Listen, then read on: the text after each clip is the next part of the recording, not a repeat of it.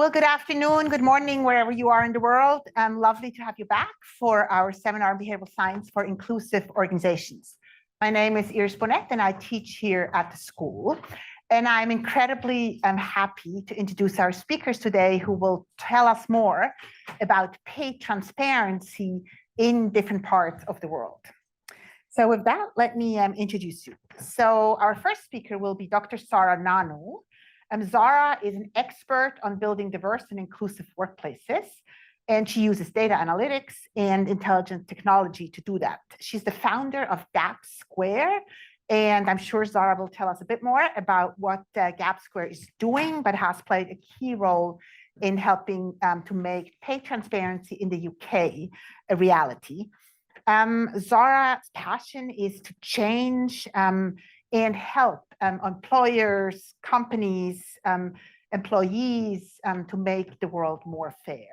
She's now working as an advisor and chairwoman for a number of companies. Delighted to have you here, Zara. Thank you.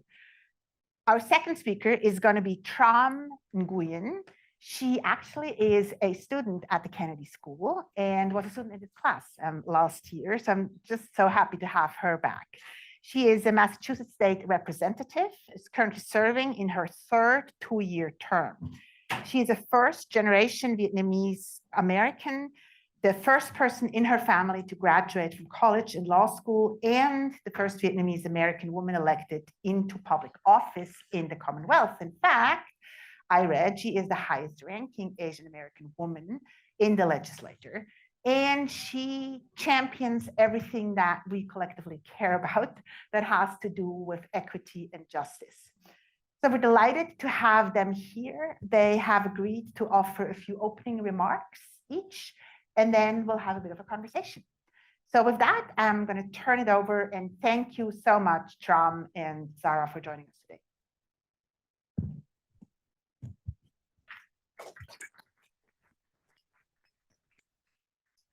Hi, everyone. Delighted to see you today. Thank you so much for inviting me, Iris, and giving me the opportunity to talk to everyone about pay transparency. My focus today is going to be around some key points when it comes to pay transparency globally. And so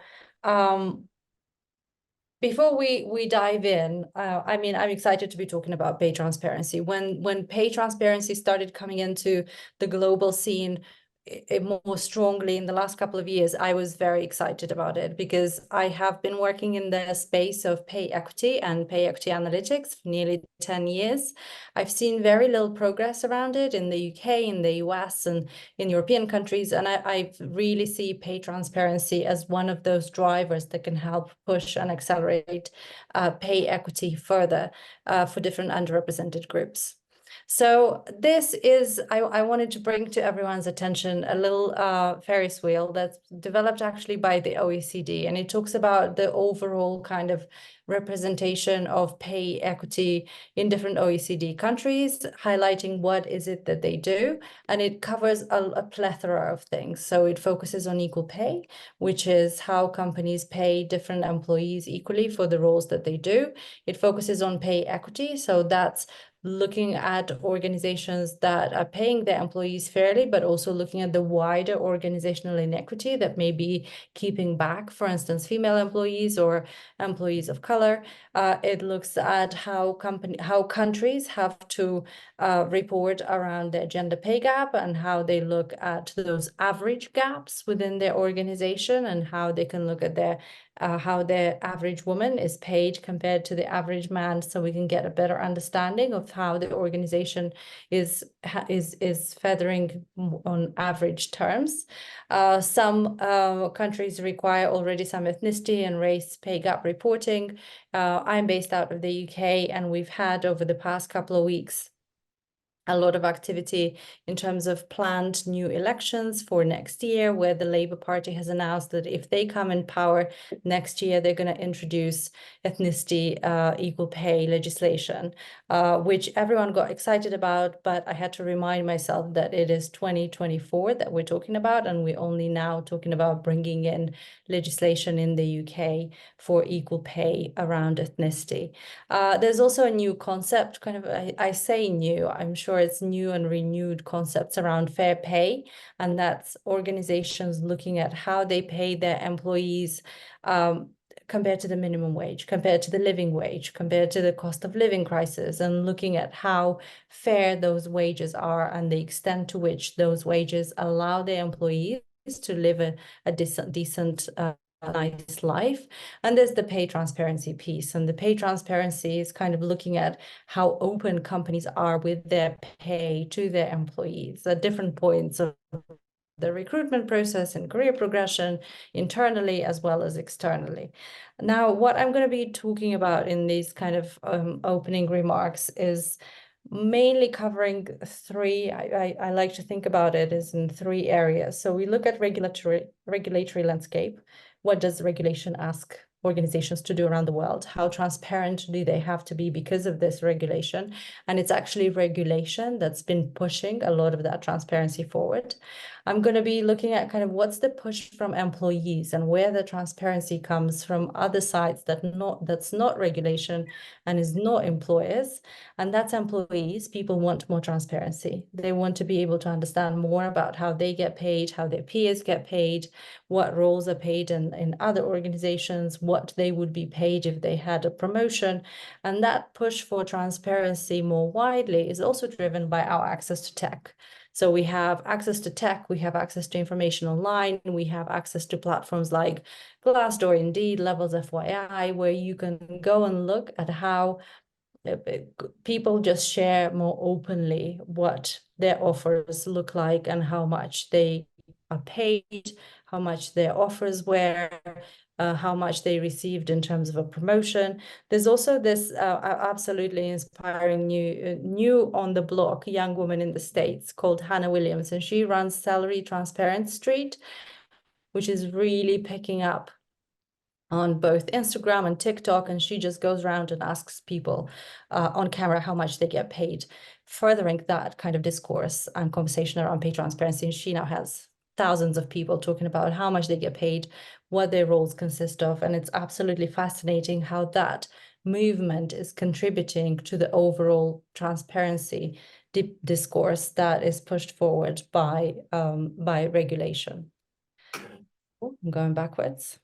There's also the example of the UK. So in the UK in 2017, the UK government has introduced new legislation requiring companies to be transparent about their pay gaps. So they don't have to disclose wages. They don't have to talk about how much they pay for different roles, but they have to openly disclose what their pay gaps are within their organization and share that on the government equalities website. So I'm sure a lot of the employers are large multinational corporates that operate both in the US and in the UK, and you can go on the UK government equalities website and just put down the name of the company, and it will tell you what the mean pay gap is for that company, what the median pay gap is, what the pay gap is for bonus pay, and the one that's also most interesting to me, it will talk about how employees are organized from lowest paid to highest paid. And what we would primarily see across a lot of the organizations, a lot of large organizations in the UK, is that we have a clustering of women in lower paid roles and a clustering of men in higher paid roles. Now, if you want to go and check out the Government Equalities website, it will have a list of all those companies with all of the gaps. But I also wanted to highlight organizations like Lead 50/50 in the UK who are utilizing that data to give scores to different organizations and kind of create a benchmark of where different organizations are when you look at their female representation, when you look at those pay gaps, when you look at the different bonus gaps as an indication of how that data is being utilized to talk wider about how some employers are good employers and some are lagging behind when it comes to diversity and inclusion and gender pay gap. There's also kind of the perspective of the US and the EU. As of last year, 1 in 4 employees in the US was covered by pay transparency requirements. In many cases, that meant that they had to have access to information about how much a job would pay. So when a company advertises a role, they have to publish the pay ranges for that particular role, and therefore make that data more transparent to everyone. So it's quite interesting that it's 1 in 4 employees already in the US, and the landscape is moving really quickly, and more employees are being covered by these new transparency regulations. The European Union has also last year introduced a pay transparency directive, actually June 2024, June 2023. I jumped the gun on the slide a little bit, but the legislation that was passed in the EU has multiple facets to it. So one is pay transparency for job seekers. Any company advertising for a job needs to publish its pay ranges. Then there's also the new regulation provides more rights of information for employees. So if an employee wanted to know how they're paid compared to other people who bring equal value to the organization and wanted to say how much how they compare, they could go to their manager or their HR department and use this right to information to find out how their pay compares to the others. There's also new pay reporting guidelines for large companies. So very similar to the UK, companies in the EU with over 250 people or more will have to start publishing their gender pay gaps. There's also a right for employees to have access to joint pay assessments. So if they are not satisfied with what their current pay looks like when compared to their colleagues, they can ask for a joint pay assessment and have a third party support them through that. And the legislation is also bringing in better access to justice for people who have not had equal pay. So overall, all of these pieces together that make up the pay transparency directive is currently seen as the kind of best practice in the pay transparency space. And countries have until 2026 to implement this in their own legislation across their countries. So it will be interesting to see how this takes shapes across countries like France or like Germany and others. There's also, in addition to this regulatory landscape, the corporate approach. So it's actually, if you look at the history of pay and history of labor, it's very unusual for companies and corporates to be driving any change that is focused around more fair pay for their employees. But in this instance, we are seeing examples of more progressive corporates that are adapting, for instance, the EU Pay Transparency Directive as their benchmark across the board. So they want to utilize this as something that they do in every single country in which they operate and offer that pay transparency to their employees and right to information and all of these requirements that come in with this new directive. Of course, it's great that this pay transparency is moving things around and is making employers think and is giving a lot of rights to the employees. But there's also some ups and downs when we look at the analysis of how this plays in the world of work. So what we're actually seeing, we're seeing countries and states that adopt pay transparency legislation are starting to see increased pay ranges when they advertise for jobs that are not in line with the usual benchmarking ranges that we see. So a lot of the analysts are hoping that this is kind of an initial bump in the road and ranges are going to start going back to what they should be. We're also seeing lowering of wages, particularly for more higher paid roles and less interest from employers to negotiate higher salaries because the data is out there and the pay is out there and they kind of it's utilized by employers to drive some of those wages down. But we're also seeing lower pay gaps. So that's a great thing to see in that this is pushing a lot of businesses to start looking at their pay and think about how they can create more pay equity before we land into this more pay transparent world, wherever you are, whether you're in New York, in Boston, in Paris or London, there's a lot of this transparency that's pushing things forward. So I'm excited to be continuing the conversation about this and look forward to many questions afterwards. And I'm excited about hearing from Tram about what's happening in Massachusetts.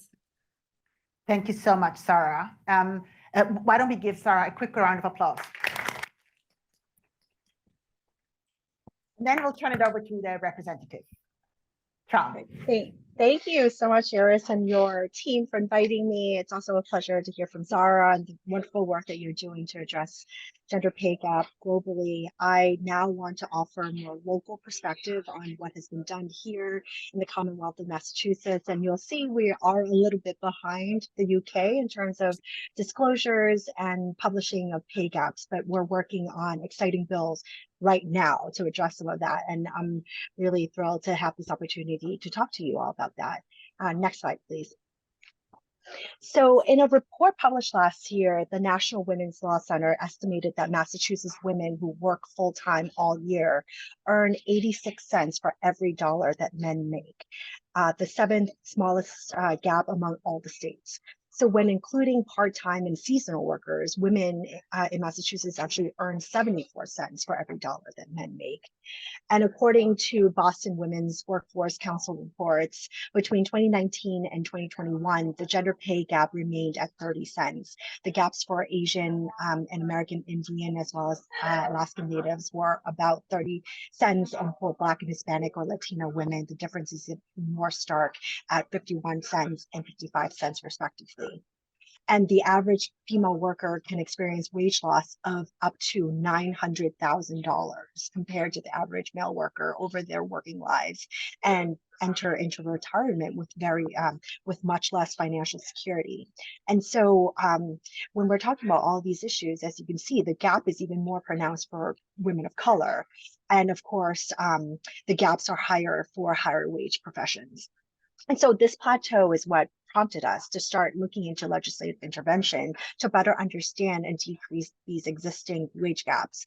And so we approached this from an intersectional perspective, although there are nuance between the different identities. They can be partially remedied by mandating pay transparency. And so we believe that by requiring employers to publicly disclose the salary and wage ranges of specific positions, we can help to ensure that employees are fairly paid based on merit, and that those who have the same or similar responsibilities are paid equally. And we really want to focus on diversity, equity, and inclusion in the workforce, because we believe that that would benefit the economy overall. More equitable hiring and promotion processes will lead to a higher quality and more diverse workforce that motivates public support for economic development. And so here we are. We're in the midst of, so for us, it's a 2-year session. We started last year, and now we're in the 2nd year session. And we're thrilled to be working on these bills. But I want to take us back a little bit to a little bit of a history on pay equity. Next slide, please. So in 1945, we became the very first state to pass the Equal Pay Law, the Massachusetts Equal Pay Law, or MEPA, which required equal pay for comparable work. This law essentially required employers to pay women the same as men if their duties and responsibilities were similar, even if they did not hold the same title.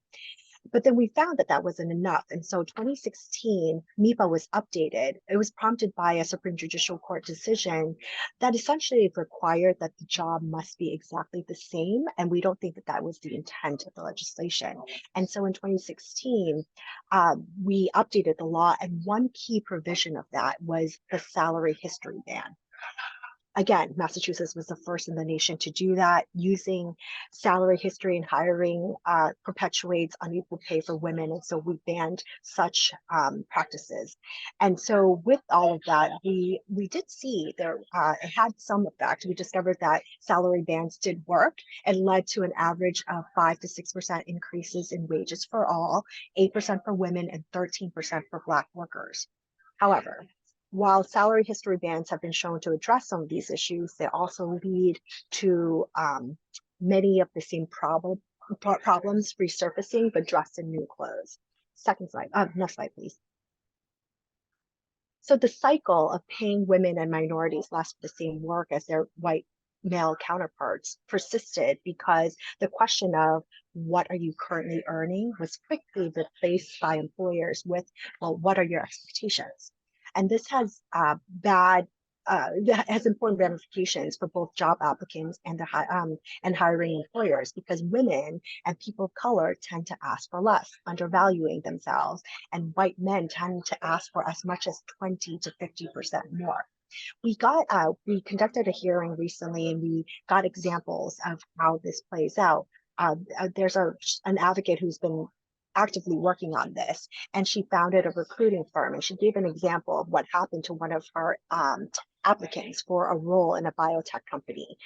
This applicant was underpaid in her current job, earning $75,000 as a scientist, where she had to move her family during COVID, and so she was looking for another job. So she came to Megan and asked, well, what do you think about me asking for $90,000 for this position?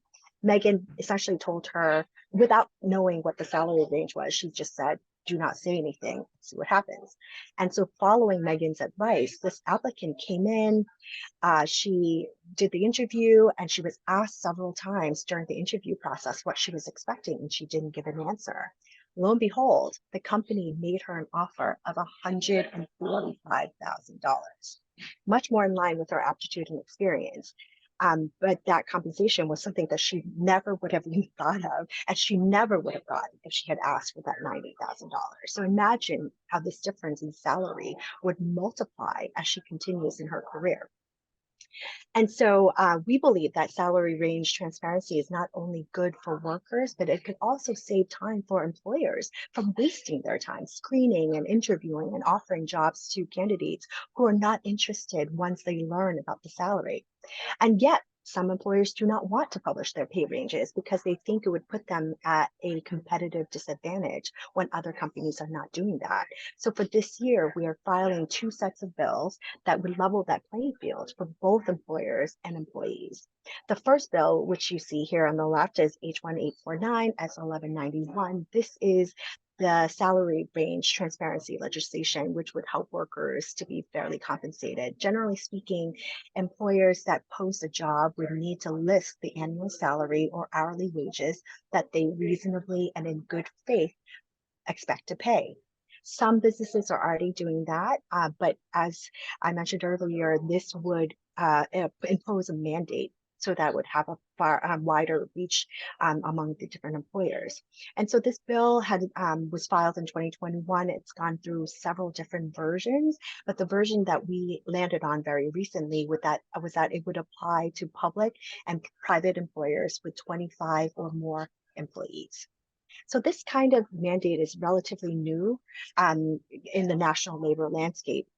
In 2021, Colorado became the first state to start requiring salary ranges on job advertisements, and currently 10 states have enacted these similar salary range disclosure requirements. And many other states like Massachusetts have pending legislation. So it's actually interesting to me to see what Zara put up, that 1 out of 4 workers are covered in this. And so that's great progress. And then the second bill is the data bill. It would enable businesses to assess their racial and gender representation compared with competitors in their sector using data required to be filed with the EEOC. And this increases access to information for both employees and employers and promotes fairness for both groups. Employers with 100 or more full-time Massachusetts employees would be required to submit wage data reports, and the Executive Office of Labor and Workforce Development would publish aggregate wage data on an annual basis.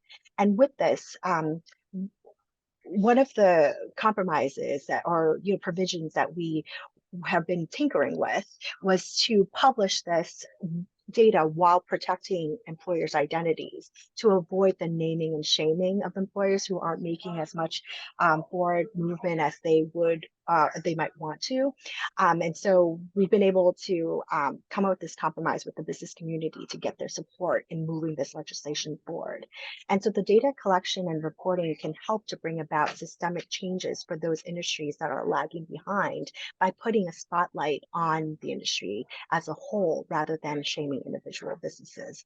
I remember from Iris' class about this nudging, and perhaps naming and shaming could work in some instances, but in this regard, we're going with the aggregate reporting instead. And so for businesses, if they're concerned about losing their competitive advantage against other businesses in the industry, they could use this data. It's easier for business to implement changes that apply across the board, advancing justice while leveling the playing field. And the key demographic data across industries can help us better understand pay gaps and focus our efforts on industries that are lagging to address these gaps. And we believe that with these two bills, we can empower workers to make informed decisions, have more power at the bargaining table, and narrow wage gaps, and also help businesses to attract new workers in Massachusetts and retain the talent that we have here, as you've seen, and because you're here at Harvard and you have MIT down the street, there are many universities here. People come here for their education who want to keep them here and we believe that this is one way to be able to make Massachusetts a more competitive and equitable place to work and live and attract more people for them to stay here. And additionally, unlike the 2016 work on the MIPA update, which focused only on the gender gap, these bills aim to close both the gender and racial gaps as well as the power gaps. We know that people of color, and particularly women of color, are greatly impacted by pay disparities. And so this legislation uses an intersectional approach to address these gaps. Next slide, please. I don't want to go through all of this, but I just want to give you an idea of the type of coalition, the type of collaboration that's needed in order to move something like this forward.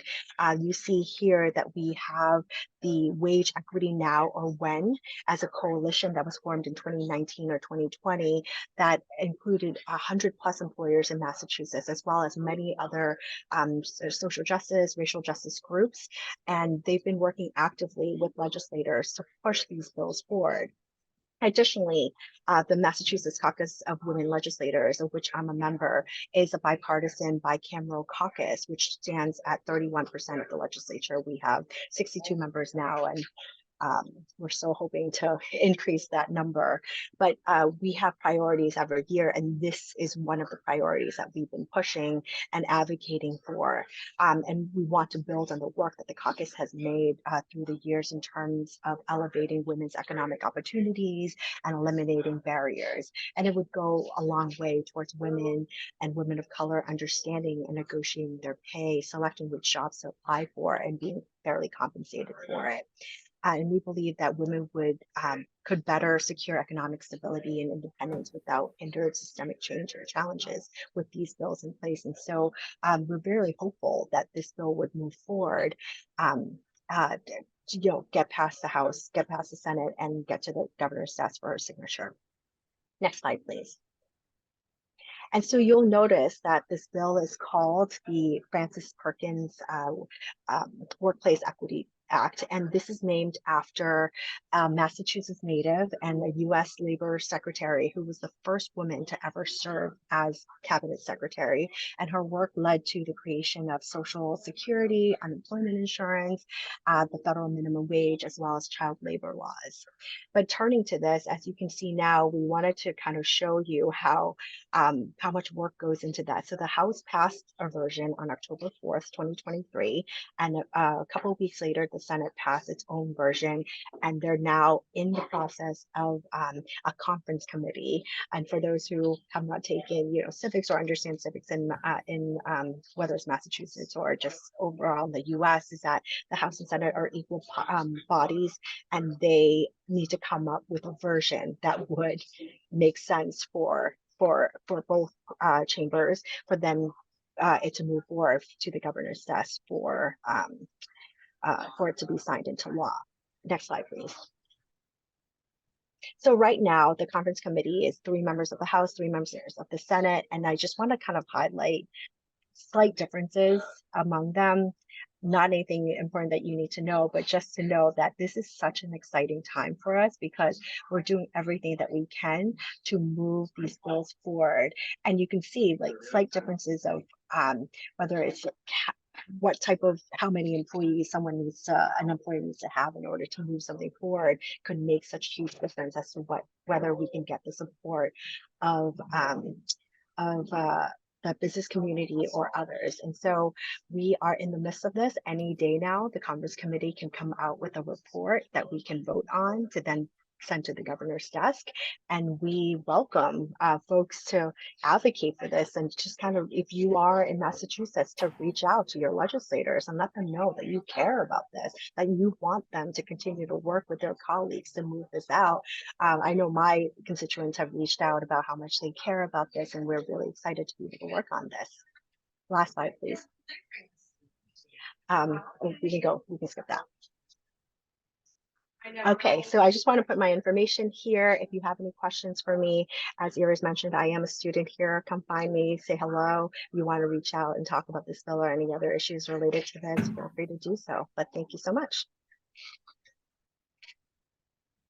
Thank you so much, Representative Nguyen. Well, thank you both. I mean, so interesting for bringing the data from other parts of the world into the classroom, and then also the politics of this moment, and it's happening really right now. So thank you both for your work.